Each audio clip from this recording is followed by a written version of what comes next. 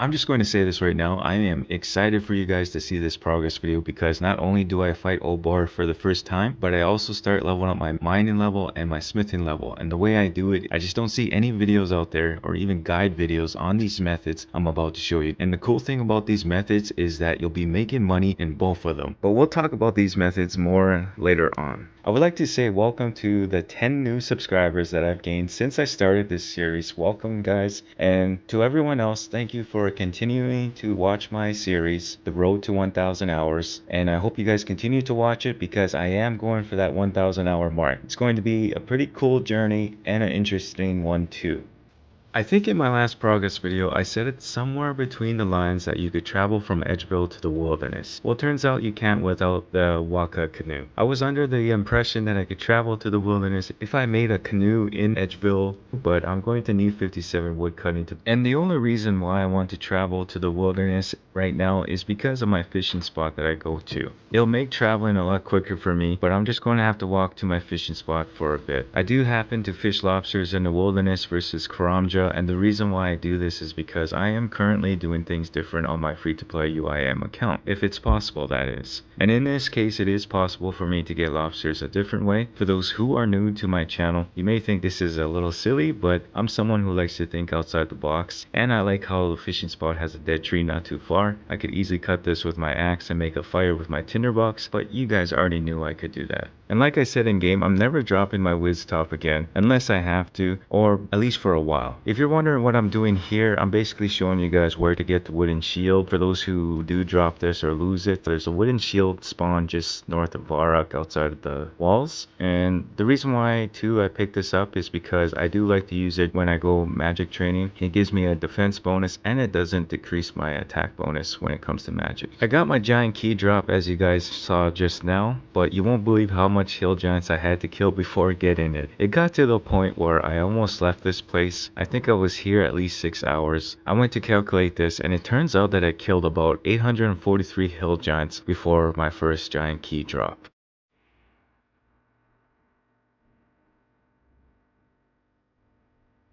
We're coming up on 50 magic and that unlocks the snare spell. In my last video, I told you guys I had a plan to use magic in range to go against Obor, but before I talk a little bit more on that, here is also 43 prayer. 43 prayer, I can't believe I'm saying that right now. But back to when I was talking about like range and magic. Going against Obor, I had plans or a strategy to use range and magic being the snare spell and range being adamant arrows. The strategy was just to hit and run. I mentioned this strategy in my UIM account, Wally Ballin. My hit and run method, I call it. It's basically hit and then run, hit and run. But because I haven't been playing in a while, this method didn't quite turn out the way I was hoping it would, but it still worked in the end. With all that said though, this is my first time fighting Obor, keep that in mind. So if I do look like a noob out there, this is why. Alright guys, enjoy the fight. I'll see you guys in a bit.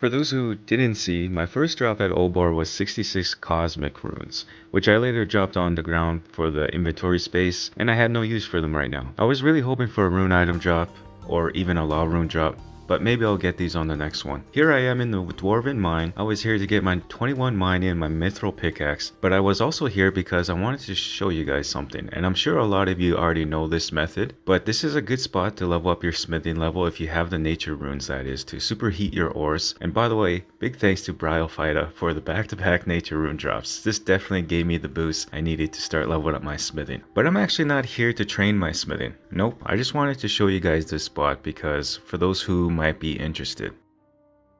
For this first method, I'm just at the Ringmington mine right now. I got some iron ore already. I wanted to show you guys on the mini map, or the map, sorry, on where to go to smith your items. If you go to Thurgo's house, there's an anvil there that you could use. I was smithing myself iron battle axes, and the reason why is because there's a battle axe shop in Port Sarim where you could sell these at and make a little bit of money at the same time as you're leveling up your smithing and your mining. For this method to work too, you need the nature runes. The way I do this is basically, once I get my inventory of iron ores, I superheat my items when I'm making my way to Thurgo's house. And by the time I get to Thurgo's house, I already have all my iron ores smelted into iron bars.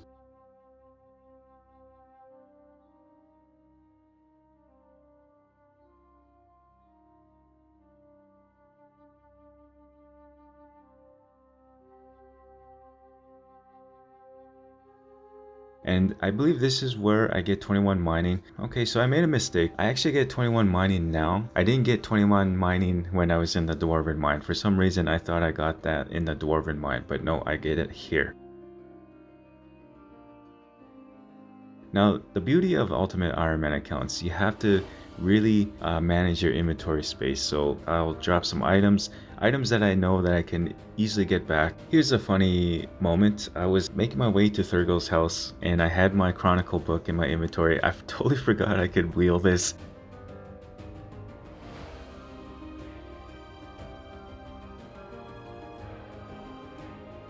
Not sure if you guys know this or not, but I'm just finding out about this today. I didn't know you could filter out your spells for the magic book. This made superheating my items, my iron ores that is, a lot easier once I had this set up. Just a little tip for you guys right there. I did go back and played with the filters again just to get the superheat item lined up with one of the iron ores. I will show you guys later on what I mean by that. Like I said, I do sell my battle axes at the shop in Port Sarim. I made a little bit of money doing this. It was pretty nice, pretty good money making method. So this is what I was talking about. As you guys saw, I have my superheat item now lined up with iron ore in my inventory. I was able just to basically I was just able to keep clicking in one spot, so it made superheating the iron ores a lot easier. Total level of 650 thanks to 24 mining. Let's go, guys. I'm not sure if I mentioned this, but I am making 700 GP right now because of the inventory space that I have. 700 GP is approximately what I'm getting when I sell my battle axes to Brian in Port Sarim. And there is 33 smithing. I can now make iron plate bodies and steel med helms. And 52 magic right there. I am happy with the progress that I'm getting so far, and it's all thanks to the nature runes from Bryophyta. I'm 3 away from 55 magic, and you guys know what that means. The high alchemy spell. I'm looking forward to unlocking that spell. It's going to be awesome. But all of this progress wouldn't be possible if it wasn't for those back-to-back nature rune drops from Bryophyta. That's why I gave her a big thank you.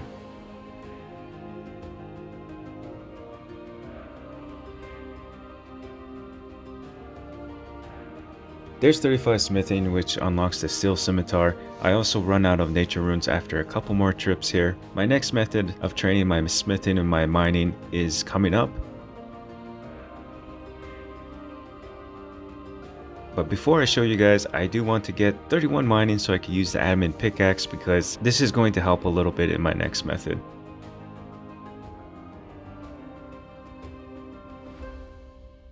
And by the way, did you guys know about this bronze chain body spawn in game? I sure didn't. I thought this was pretty cool and interesting for sure. And I've been playing this game since early 2007. And here it is 2021 and almost going on 2022. It's crazy how I never noticed that. Let's get back into this progress video though, guys, because this progress video is going to end in a couple more minutes here. But I wanted to show you guys my second method when it comes to training my smithing and my mining. And the cool thing about this method is that you don't need any nature runes or law runes for that matter to train. You just need a chronicle book. Start off by mining coal at the barbarian village. Teleport using your chronicle book to the champions guild. Make your way to the mining spot there. Mine some iron ores. Then walk back to the log station, I'm going to call it. Make your way to the furnace in Edgeville. Smelt your ores here. And then teleport back to the champions guild. Run all the way to Varek and use that anvil there. I would recommend making steel med helms, as you can easily sell these on your way back to the barbarian village. There is a med helm shop there where you can sell your steel med helms. I make 1.3k in GP each trip, and it also takes about 10 minutes to complete this whole process.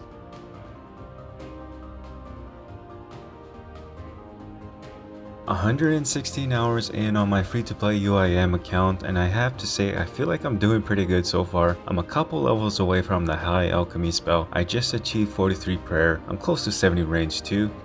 As you guys know, the holidays are here, and I just don't see myself uploading any progress videos during the holidays, as I will be spending this time with my family. I will, however, bring you guys another progress video before the new year. I'm thinking December 29th or the 30th or the 31st. You guys could probably expect another progress video then, but until then, you guys take it easy and have a good one.